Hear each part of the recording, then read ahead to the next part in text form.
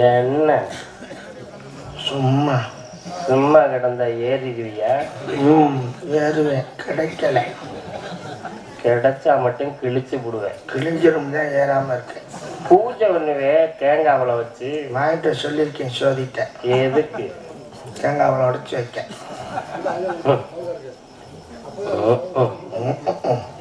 உலங்கடா பழசா போயிரும்னு தொடாச்சு சொல்லியிருக்காங்க. ஆஹா,